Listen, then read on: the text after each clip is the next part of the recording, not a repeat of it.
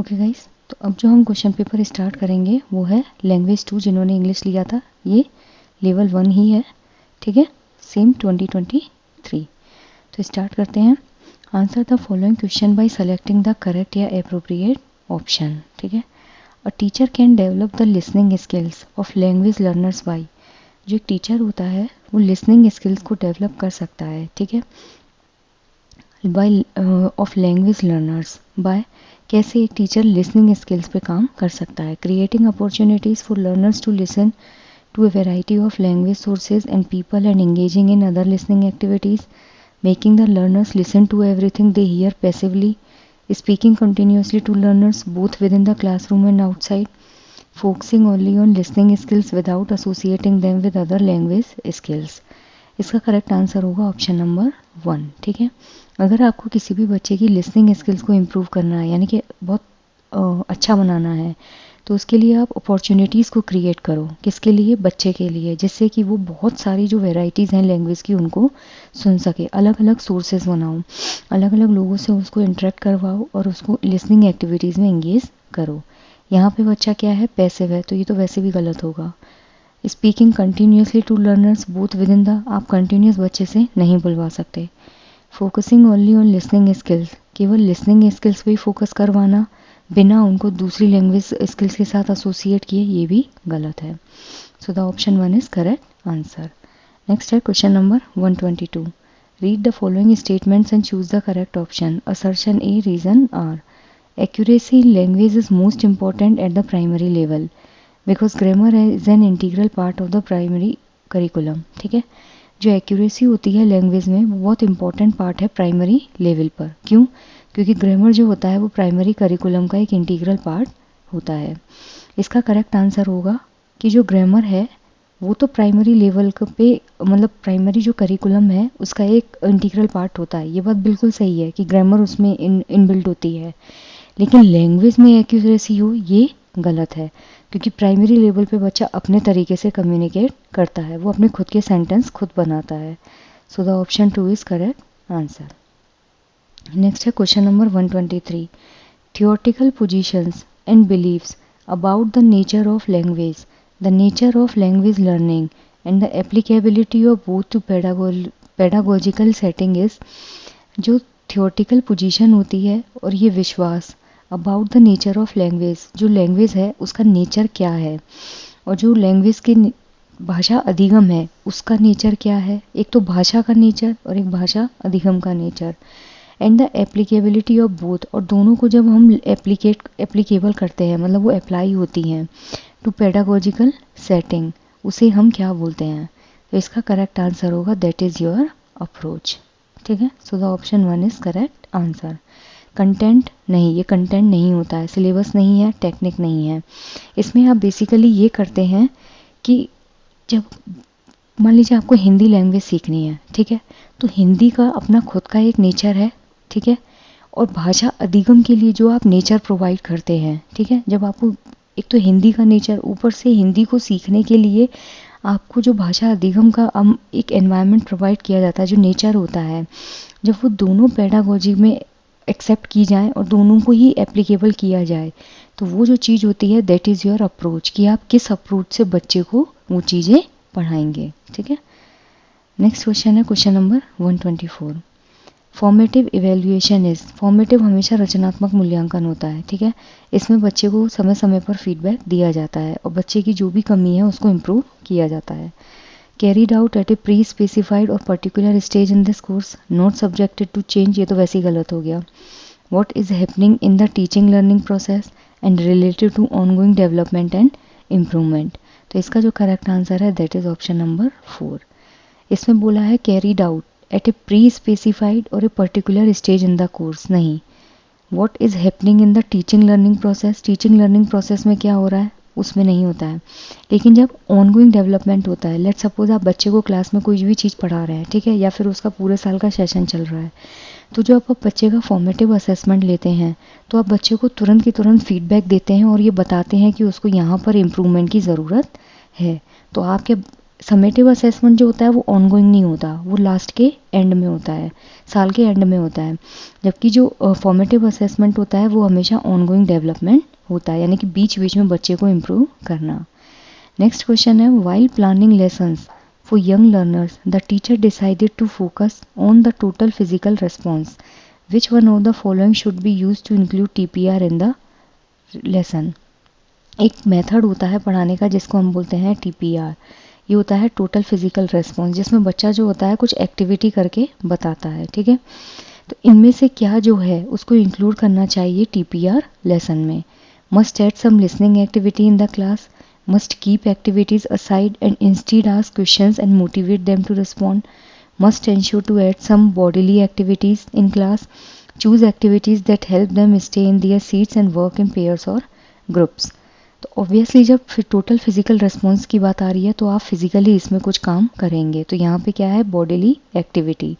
तो इसका जो करेक्ट आंसर होगा that is option number 3।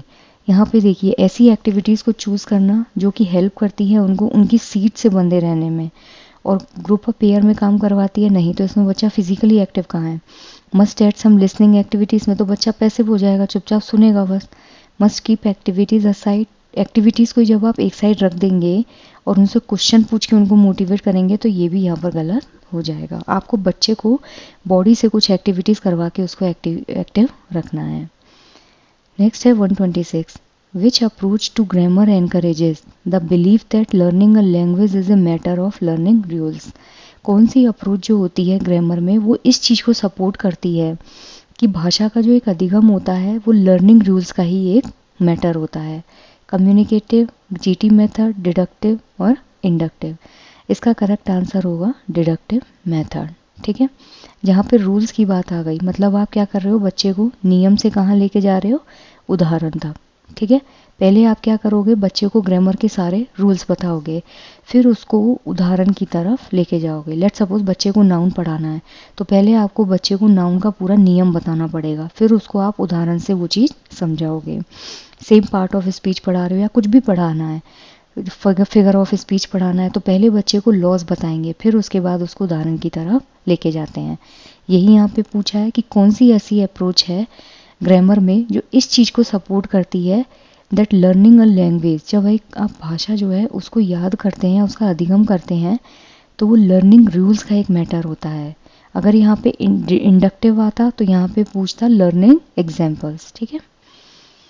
Next है क्वेश्चन नंबर 127, तो इसका क्या होगा 3। A teacher is planning to give a free writing task to learners in class 5th।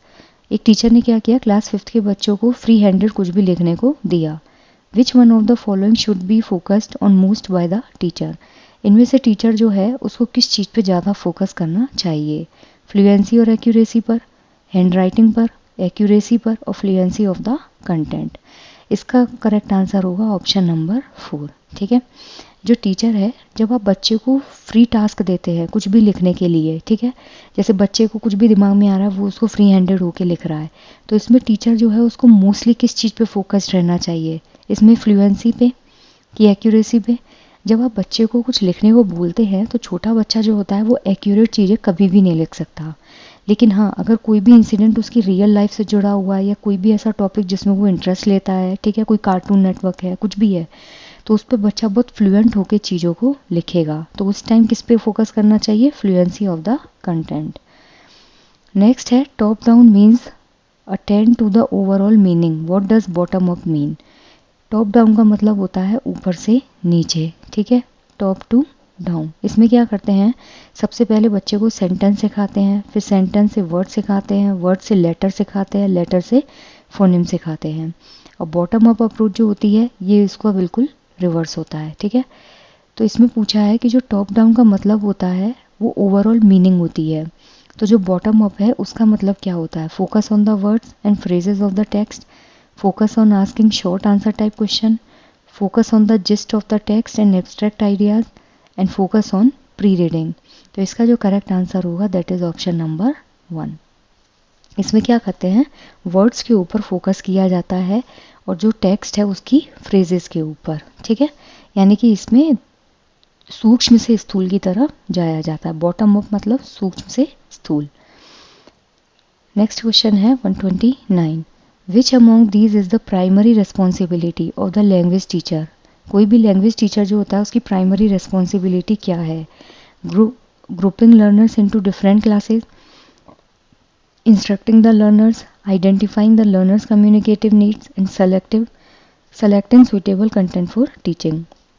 यहाँ पे बात किसकी हो रही है, लैंग्वेज टीचर की. तो कंटेंट की बात यहाँ नहीं होगी. बच्चों को इंस्ट्रक्शन देना नहीं, बच्चों को ग्रुप्स में बांटना नहीं. लेकिन जब बच्चे की जो कम्युनिकेटिव ज़रूरत होती है उसको जब आप मालूम करते हैं तो वही यहाँ पर एक लैंग्वेज टीचर का काम होता है. तो इसका जो करेक्ट आंसर होगा दैट इज़ ऑप्शन नंबर 3. मान लीजिए आप एक हिंदी टीचर हैं, ठीक है. तो सबसे पहले आप क्या मालूम करेंगे कि बच्चा जब कम्युनिकेट करता है तो कम्युनिकेट करते वक्त उसकी क्या ज़रूरत है. जैसे मान लीजिए कोई बच्चा हिंदी में हकलाता है, ठीक है, हिंदी सही तरीके से नहीं बोल रहा है, वर्ण में दिक्कत है, सेंटेंस में दिक्कत है, तो आपको पहले बच्चे की उस कम्युनिकेटिव नीड को मालूम करना पड़ेगा और फिर उस पर काम करना पड़ेगा. A young child picks up a book. एक यंग बच्चा कोई भी बुक उठाता है, होल्ड्स इट टाइट, उसको टाइट पकड़ता है, side up and turns the pages. These activities demonstrated. किसी भी बच्चे ने एक बुक उठाई, ठीक है, और उसको क्या किया, ऊपर से खोला और उसके पन्ने पलटना स्टार्ट किया. तो ये क्या है, emergent property, emergent solution, emergent literacy और इमर्जेंट करिकुलम. इसका करेक्ट आंसर होगा emergent literacy skills.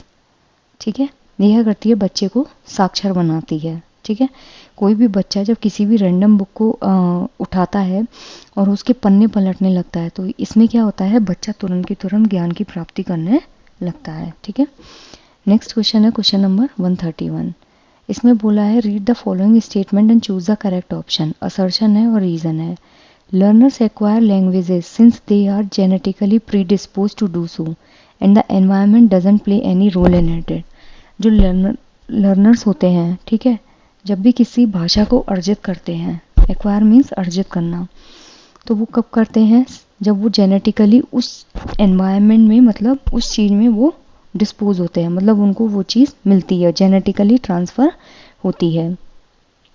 And the environment doesn't play any role in it. दूसरा है the learner centred classroom environment has a great impact on language acquisition. जो learner centred classroom होता है, ठीक है, उसमें बच्चा जब भाषा को अर्जित करता है तो उसका एक मेन इम्पॉर्टेंट रोल होता है. ठीक है, जब आप बच्चे को सेंटर में रखेंगे भाषा अर्जित करते वक्त, कि जब आप किसी भी बच्चे को सेंटर में रखेंगे तो उसके जो ग्रेस्प करने की पावर होगी वो क्या होती है, बहुत इम्प्रूव होती है. तो इसका जो करेक्ट आंसर होगा ये गलत है और ये सही है. So option 2 is correct, A is false and R is true. क्यों, लर्नर्स एक्वायर लैंग्वेज, बच्चा कोई भी लर्नर है वो लैंग्वेज को एक्वायर करता है. They are genetically predispose to do so. वो जेनेटिकली, वो तो इनहेरिटेंट होता है. अगर मेरी फैमिली में हिंदी बोली जाती है, इंग्लिश बोली जाती है, तो मैं अपने आप वो लैंग्वेज सीखूंगी. क्यों, क्योंकि मैं अपने पेरेंट्स से बात करूंगी. And the environment doesn't play any role in it. नहीं, एनवायरनमेंट जो होता है ये एक बहुत इंपॉर्टेंट रोल प्ले करता है. और लर्नर सेंटर क्लासरूम जो होते हैं, जब आप बच्चे को सबसे ज़्यादा ऊपर रखते हैं और प्रायोरिटी देते हैं, तो ऐसे एनवायरनमेंट में लैंग्वेज, भाषा के अर्जन पर एक बहुत ज़्यादा इम्पैक्ट पड़ता है. नेक्स्ट है question number 132. A way to teach reading that emphasises understanding the meaning of words from the context in which they appear is. एक तरीका जो होता है पढ़ाने का, जो एक तरीका होता है, पढ़ने का जो तरीका होता है, वो एम्फेसाइज करता है वर्ड्स का जो मीनिंग है उसको समझने पर.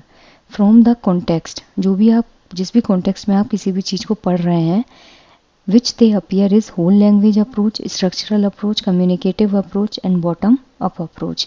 इसका जो करेक्ट आंसर होगा that is option number 1, whole language approach. ठीक है, इसमें बोला है a way to teach reading, एक जो तरीका होता है पढ़ने का, मतलब जो एक तरीका होता है, दैट एम्फेसाइज, वो क्या करता है, जो शब्द होते हैं जब आप उनके मीनिंग को समझ के पढ़ाते हैं, ठीक है, from the context in which they appear, जिस कॉन्टेक्स्ट में वो खुद अपीयर होते हैं. जैसे लेट सपोज मैं किसी बच्चे को फैमिली टॉपिक पढ़ा रही हूँ, ठीक है, तो फैमिली टॉपिक पढ़ाते वक्त अगर मैं बोलूँ फादर, फिर मैं बोलूँ मदर, तो बच्चा क्या है, इन वर्ड से फेमिलियर है और वो उसको डेली लाइफ में क्या करता है, यूज़ करता है. तो ये क्या होता है, होल लैंग्वेज अप्रोच. मतलब बच्चे इन पूरी टर्म से क्या है, पूरी तरह से अवगत है, मतलब उसको वो टर्म्स आती हैं. So option 1 is correct. The ability to think and talk about the languages किसी भी लैंग्वेज के बारे में सोचना और बोलना, ये जो एबिलिटी होती है इमर्जेंट, मेटालिंग्विस्टिक, फोनोलॉजिकल और प्रोफिशिएंसी। इसका करेक्ट आंसर होगा दैट इज़ योर मेटालिंग्विस्टिक एबिलिटी। ठीक है, जब भी आप किसी भाषा को सोचते हो और फिर जब बोलते हो तो वो आपकी मेटालिंग्विस्टिक एबिलिटी होती है। ये फैक्चुअल क्वेश्चन है, आप याद कीजिएगा। A mother asked the teacher of class 2 how it was possible for her child to sometimes say things that she had never heard any adults or siblings say. How is it possible? Which of the following is or appropriate answer to this question? जो mother है वो बच्चे के मुंह से कुछ ऐसी term सुनती है जो उसने ना तो कभी अपने सिबलिंग से सुनी और ना ही अपने बच्चों से सुनी। तो उस केस में वो सोचती है कि बच्चा शायद जो एनवायरनमेंट है उससे कुछ चीज़ें सीखता है। तो इस चीज़ को कौन सा स्टेटमेंट है जो सपोर्ट करता है? A child learns language when we reinforce the development of the child's language. As per constructivist approach children can invent new language. Children learn language only by imitating adults. The human brain is innately wired to learn language. ठीक है, तो इसका जो correct answer होगा that is option number 4। ठीक है, जो human brain होता है वो जन्मजात चीज़ों को सीखने के लिए, भाषा जो होती है उसको लर्न करने के लिए ही बना हुआ होता है। ठीक है, so the correct option is option number 4। Next है a technique use to facilitate early literacy which involves an adult and a child looking at a book together while the adult asks question and encourages a dialogue followed by switching roles so that child asks question to the adult is called। एक technique, ठीक है, एक ऐसी technique जो कि इस चीज़ को facilitate करने में यूज़ में ली जाती है, जो एक एडल्ट को इन्वॉल्व करती है और एक चाइल्ड को। ठीक है, ये दोनों क्या कर रहे हैं, एक बुक को साथ में पढ़ रहे हैं। While the adult ask question, जब जो बड़ा है वो क्या करता है, क्वेश्चंस पूछता है और डायलॉग जो है उनको एनकरेज करता है। फॉलोड बाय स्विचिंग रोल्स, फिर वो क्या करता है, रोल्स को स्विच करते हैं। So that the child ask question, फिर बच्चा क्वेश्चन पूछता है बड़े से। इस प्रोसेस को क्या कहा जाता है? This is called your dialogic reading. ठीक है, जिसमें रोल्स जो होते हैं वो एक दूसरे से स्विच होते हैं और एक दूसरे के रोल्स स्विच कर करके ही वो एक दूसरे को पढ़ाते हैं। ठीक है, so the correct answer is for 135 is option number 1। Next question है read the passage given below and answer the questions 136 to 143 by selecting the correct and most appropriate options. Dorothy lived in the midst of the great Kansas prairies with the Uncle Henry, who was a farmer, and Aunt Em, who was the farmer's wife. Their houses were small for the lumber to build it. Had to be carried out wagon from many miles afar. There were 4 walls, a floor and a roof, which made one room. This room contained a rusty-looking cooking stove, a cupboard for the dishes, a table, 3 or 4 chairs, and the beds. Uncle Henry and Aunt Em had a big bed in one corner, Dorothy a little bed in another corner. There was no garret at all, and no cellar except a small hole dug in the ground, called a cyclone cellar, where the family could go in case one of those great whirlwinds arose, mighty enough to crush any building at its path. It was reached by a trapdoor in the middle of the floor, from which a ladder led down into the small and dark hole. When Dorothy stood in the doorway and looked around, she could see nothing but the great grey prairie on every side. Not a tree nor a house broke, and broad sweep of flat country that reached at the edge of the sky in all directions. The sun had baked and plowed land into a grey mass, with little cracks running through it. Even the grass was not green, for the sun had burned the tops of long blades until they were the same grey color to be seen everywhere. Once the house had been painted, but the sun blistered the paint and rains washed it away. Now the house was as dull and grey as everything else. Basically इसमें ये बताया है कि जो Dorothy है वो अपने uncle aunty के साथ रहती है। ठीक है, तो जो अंकल आंटी है वो ज़्यादा रिच नहीं है, तो उसका जो घर है वो उस तरीके से बना हुआ है कि उनके पास सिर्फ एक बेड है एक कोने में, एक बेड डोरोथी का है जो रखा हुआ है। डोरोथी जब छत से देखती है तो उसको ऐसा कुछ दिखाई नहीं देता क्योंकि घर में कुछ सामान रखा हुआ ही नहीं है, लेकिन जो प्रेयरी घास जो है वो चारों तरफ इसके फैली हुई है। घर पे पेंट हुआ, बारिश हुई तो पेंट उड़ गया। ठीक है, अब इसके क्वेश्चन सॉल्व करते हैं। Which one of the following statement is true? She lived in a small and shabby house. Uncle Henry's house was freshly painted, Dorothy's parents were rich farmers, uncle Henry had a big farm. तो इसका जो correct answer होगा that is option number 1, कि वो एक छोटे घर में रहती थी। और घर कैसा था, जो कंजस्टेड सा घर नहीं होता जिसमें चीज़ें सिस्टमेटिक ना हो, shabby house. So the option 1 is correct. Next है 137, which one of the following statement is true? Dorothy slept in a big wooden bed, there was no tall tree near the house was a comfortable brick house, it was made of wood as well as wood was easily available. इसका correct answer है option number 2, there was no tall tree near the house. जो घर है उसके पास कोई भी लंबा पेड़ नहीं था। ठीक है, डोरोथी छोटे बेड पर सोती थी, ना कि बड़े बेड पर। जो हाउस है that was a comfortable brick house, नहीं। It was made of wood, wood was easily available, नहीं। घर लकड़ी का ही बना हुआ था, लेकिन वुड जो है वो अवेलेबल इतनी आसानी से नहीं होती थी। नेक्स्ट है question number 138, study the following statements. In the vast grassland uncle Henrys was the only house, there was sun-baked grey grass all around. In the middle of the prairies was a green field plucked by Uncle Henry. इसका जो correct answer होगा that is A and B are right and C is wrong. Why? In the vast grassland, जो बहुत बड़ा घास का एक area था, ये जैसे घास का बहुत बड़ा एरिया है, तो अंकल हेनरी जो है सिर्फ उनका घर था उसमें। ठीक है, ये बात बिल्कुल सही है।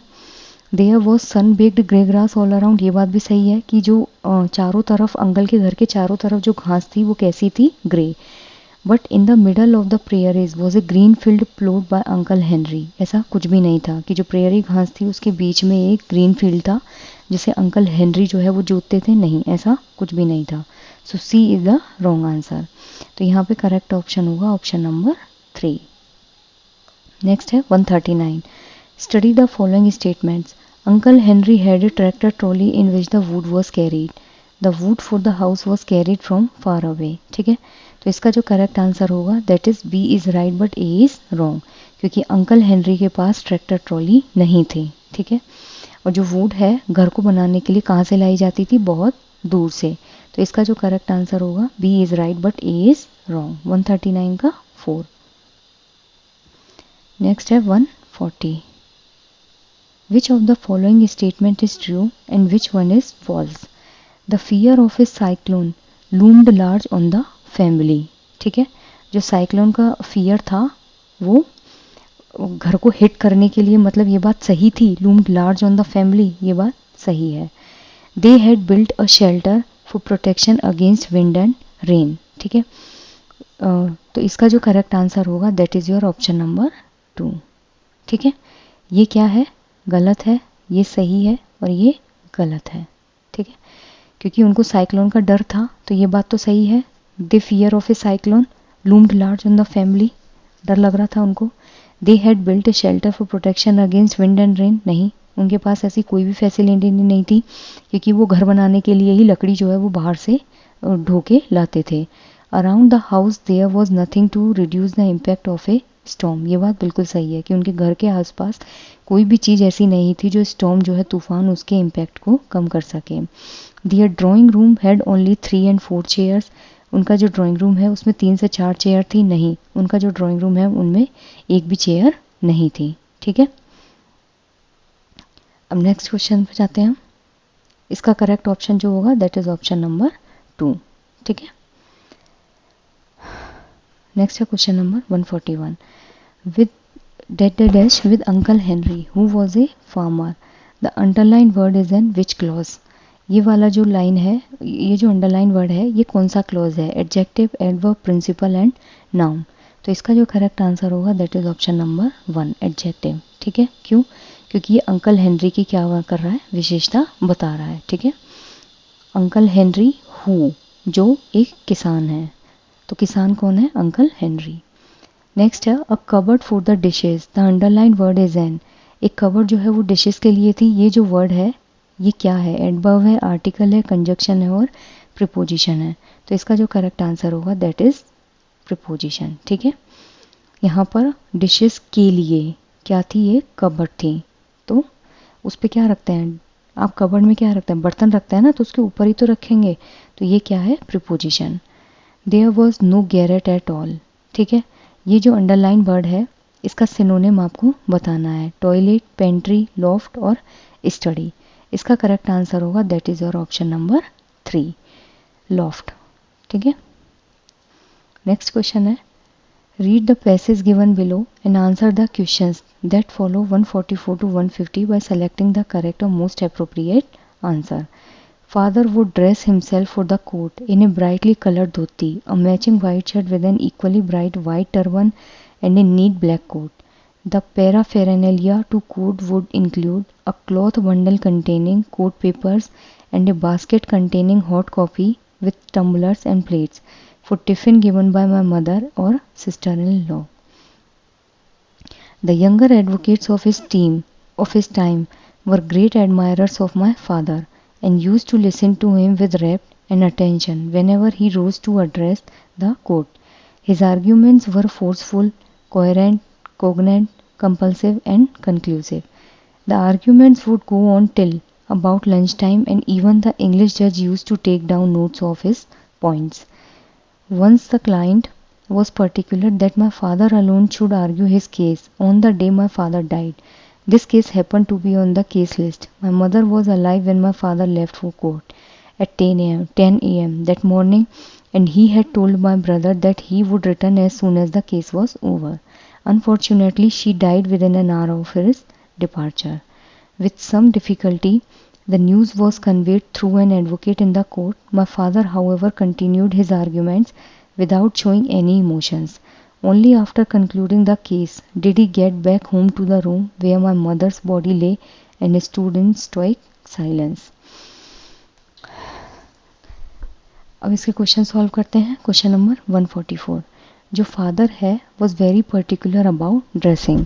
जो ऑथर है उसके जो फादर हैं वो कोर्ट में जब केस लड़ने जाते थे तो वो ड्रेसेस को लेके बहुत पर्टिकुलर थे।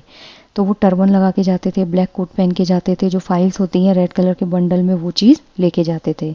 मदर बीमार थी तो फादर जब केस लड़ने जा रहे थे तो जब वो केस लड़ने के लिए गए तो अपने बेटे से बोल के गए कि मैं बहुत जल्दी वापस आऊँगा केस ख़त्म होते ही। लेकिन क्या हुआ, उनके जो मदर है उसकी डेथ हो गई। ये बात जब उनके फादर तक कोर्ट में पहुंची फिर भी उन्होंने आर्ग्यूमेंट को कंटिन्यू रखा और वो कंटिन्यूस इस केस को लड़ते रहे। लेकिन उस केस में क्या हुआ कि ये बताया है कि जो ऑथर के फादर हैं वो बहुत अच्छे आर्ग्यूमेंट करते थे। जब भी वो कोर्ट में केस लड़ते थे तो जो जज है वो भी पॉइंट्स को नोट करता था। अब है, father was very particular about dressing as he was rich enough to buy good clothes as he wanted to follow the proper dress code to impress the जज टू इम्प्रेस हिज फैमिली। इसका correct answer होगा option number 2। क्यों? क्योंकि वो हमेशा एक proper dress code को follow करते थे। Which of the following statements are true or false? Father avoided eating in the court canteen, he like to drink hot tea during the day, he carried case files wrapped in a cloth. इसका correct answer होगा आपका option number 1 कि ए और सी जो है वो सही है लेकिन जो बी है वो गलत है। ठीक है, जो फादर हैं वो कोर्ट कैंटीन में कुछ भी खाना क्या करते थे, अवॉइड करते थे। और वो केस फाइल्स जो है कपड़े में लिपटी हुई उसको क्या करते थे, लेके जाते थे। लेकिन he like to drink hot tea during the day, नहीं, वो दिन के समय गर्म चाय नहीं पीते थे। ठीक है, so the option 1 is correct. Next है question number 146, which of the following statement is wrong? He argued his case logically and persuasively, he was the preferred lawyer of some clients, young advocates wanted to learn from him, only a few were jealous of his popularity। तो इसका जो correct answer है that is option number 4। जो जज lawyer थे उनके बारे में क्या बातें सही हैं कि वो आर्ग्यू करते थे कि कोर्ट में तो वो हमेशा लॉजिकल आर्ग्यूमेंट देते थे और परसुएसिवली पहले से प्रिपेयर होके। He was the preferred lawyer of some clients, बिल्कुल सही बात है। जो यंग एडवोकेट्स होते थे वो उनसे कुछ ना कुछ लर्न करना चाहते थे लेकिन कुछ जलते थे, ये बात गलत है। So the option 4 is wrong. Next है, which of the following statements are true or false? Even the जजेस recognize his legal acumen, he preferred his legal obligations to family obligations. Correct the select the correct option. Both A and B true, both A and B false, A true, B false, B is true and A is false। तो इसका जो correct answer है वो दोनों ही सही हैं। ठीक है, इवन जो जज थे उन्होंने वो जब कोर्ट में केस को लड़ते थे तो उनका जो लीगल एक्यूमेन था, मतलब एक लड़ने का जो तरीका था, एक लीगल वैध तरीके से जो वो आर्ग्यूमेंट नहीं करते हैं तो उसको उन्होंने रिकॉग्नाइज किया था। And he preferred his legal obligations to family obligations, और उन्होंने क्या किया था, अपने जो लीगल ऑब्लिगेशंस हैं उनसे फैमिली ऑब्लिगेशंस को प्रिफर किया था। So both A and R correct. Next है 148, his arguments were forceful, coherent, choose the word similar in meaning to the underline word. उनके जो आर्ग्यूमेंट्स होते थे वो कैसे होते थे, forceful, and second they were coherent. तो इसका जो करेक्ट आंसर होगा दैट इज ऑप्शन नंबर 3। ठीक है, रीजनेबल मतलब जिस चीज़ के लिए वो लड़ते थे वो उसी चीज़ का रीज़न देता था। नेक्स्ट क्वेश्चन है 149, ए bundle of containing code appear, A bundle of containing code papers, the underline word is an. जो कोड पेपर्स होते थे उसको कंटेन करने वाला एक बंडल, ये एडजेक्टिव है, एडवर्ब है, नाउन है और वर्ब है। इसका करेक्ट आंसर है वर्ब। कंटेनिंग यानी कि जो चीज़ कंटेन कर रहा है, बना रहा है, तो ये क्या होगा, वर्ब। नेक्स्ट है question number 150, one client was particular that my father dead dot dot, the underline expression is an. ये जो लाइन है ये कौन सा क्लॉज है, एक क्लाइंट जो है वो बहुत पर्टिकुलर था, that my father, adjective, adverb, principal and noun. One से शुरू हो रहा है so it's a principal noun. One client was particular, एक क्लाइंट जो है वो हमेशा पर्टिकुलर था, जो कि मेरे फादर, और ये क्या है, principal clause. So the option 3 is correct. I just hope आपको चीज़ें क्लियर हुई हों। कोई भी डाउट हो तो कमेंट सेक्शन में पूछिएगा। Thank you.